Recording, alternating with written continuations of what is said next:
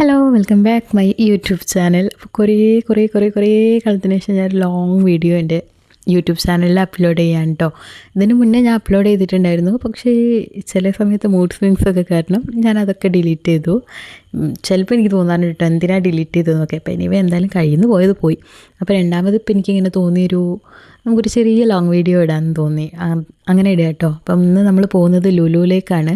എൻ്റെ ബ്രദറിൻ്റെ ബർത്ത്ഡേ ആണ്. അപ്പോൾ അവനക്ക് എന്തെങ്കിലും ഒന്ന് ഗിഫ്റ്റ് ചെയ്യാമെന്ന് വിചാരിച്ചിട്ട് നമ്മളത് വാങ്ങാൻ വേണ്ടി പോകും. അപ്പോൾ ഫാഷൻ സ്റ്റോറിലാണ് കയറിയ പാടെ തന്നെ ഞാൻ എവിടെ നോക്കിയാലും കുട്ടികളെ ഡ്രസ്സ് ആദ്യം നോക്കുക. ഇപ്പോൾ എന്നെക്കാളും മുന്നേ ഐശുവിൻ്റെ സെഷനിൽ പോയിട്ട് അവൾക്ക് പറ്റിയ ഡ്രസ്സൊക്കെ നോക്കും കേട്ടോ.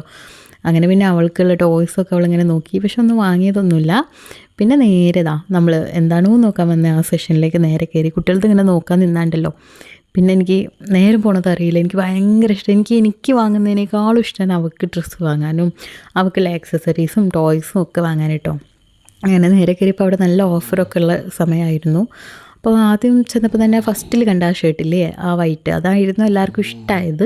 പിന്നെ അവൻ വന്നപ്പോൾ അവനക്ക് എന്തോ അത് ഇഷ്ടമായില്ല. അവൻ ഈ ബ്ലൂ ഷർട്ട് ഇട്ടു, പക്ഷെ അത് ഫിറ്റ് ചെയ്ത് നോക്കിയപ്പോൾ വലിയ രസമില്ലായിരുന്നു. പിന്നെ ഒത്തിരി സമയം സ്പെൻഡ് ചെയ്തിട്ടുണ്ടായിരുന്നു കേട്ടോ നമ്മൾ ആ ഷർട്ട് എടുക്കാൻ വേണ്ടിയിട്ട്.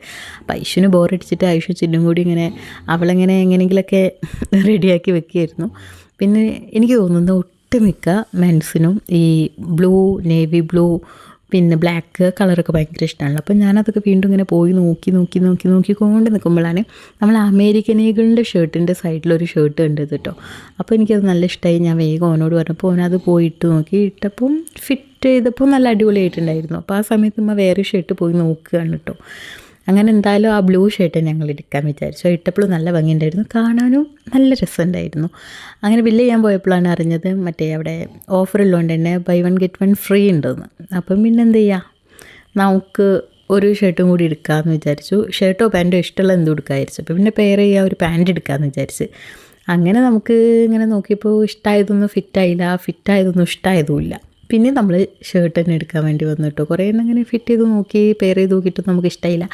ഐശ്വര്യാണെങ്കിൽ തലപ്രാന്ത് പിടിക്കേണ്ടത് എന്താ കഴിയാത്തതെന്ന് വിചാരിച്ചിട്ട് പിന്നെ ഈ ബ്ലൂ ഷർട്ടിൻ്റെ തൊട്ടടുത്ത് തന്നെ വേറെ ഒരു ഷർട്ട് ഉണ്ടായിരുന്നു. അപ്പോൾ നമുക്ക് ഇനിയിപ്പോൾ അധികം തരേണ്ടെന്ന് വിചാരിച്ചിട്ട് ഞങ്ങൾ അതെടുത്തു. അപ്പോൾ നല്ല ഓഫർ എടുക്കുന്നുണ്ട് കേട്ടോ. നല്ല ബ്രാൻഡഡ് ഷർട്ടിനൊക്കെ നല്ല ഓഫർ എടുക്കുന്നുണ്ട്. അതിൻ്റെ ഇടയിൽ കൂടി ചിന്നു വെല്ലിമച്ചിക്ക് പറ്റിയൊക്കെ ഇങ്ങനെ നോക്കിയിട്ട് കേട്ടോ. സംഭവം നല്ല രസമുണ്ടായിരുന്നു.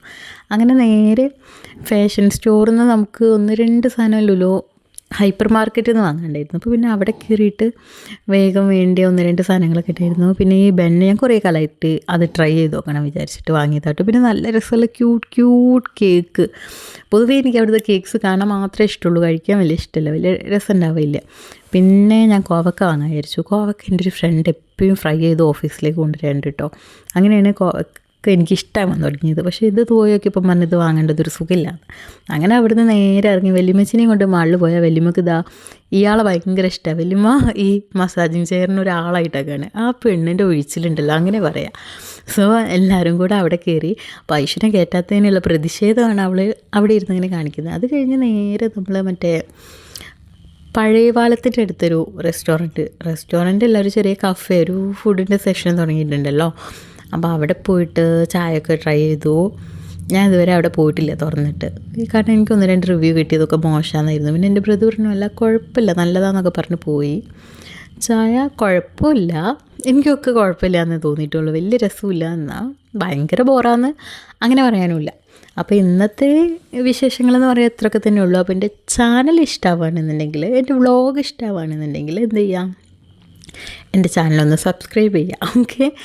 പിന്നെ വീഡിയോ ഇഷ്ടമായിട്ടുണ്ടെങ്കിൽ ലൈക്ക് ചെയ്യുക, ഇല്ലെങ്കിൽ ഡിസ്ലൈക്ക് ചെയ്യുക. അപ്പോൾ ഇത് അമ്മ ഫലൂദൊക്കെ കഴിച്ചിട്ട് നല്ല രസമുണ്ടെന്നൊക്കെ പറഞ്ഞ് വലിയമ്മനെ ഒന്ന് നിർബന്ധിക്കുക കേട്ടോ. വലിയമ്മച്ചിക്ക് വലിയ ഇഷ്ടമൊന്നുമല്ല അങ്ങനത്തെ. പിന്നെ അമ്മ അങ്ങനെ മധുരമൊന്നും എപ്പോഴും കഴിക്കില്ല, ഷുഗറുള്ളതുകൊണ്ട്.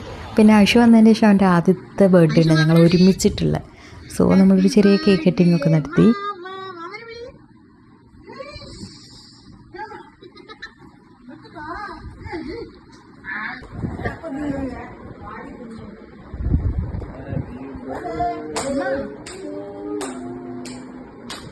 ഈ സൈഡിൽ നിന്നാണ് കണ്ടേ.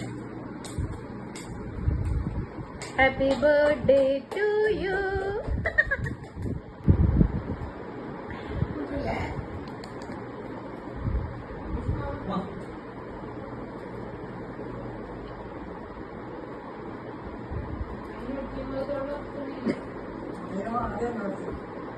അപ്പോൾ അപ്പോൾ ഇന്നത്തെ വിശേഷങ്ങൾ ഇതൊക്കെ തന്നെയായിരുന്നു, ഇത്രയൊക്കെ തന്നെ ഉണ്ടായിരുന്നുള്ളൂ.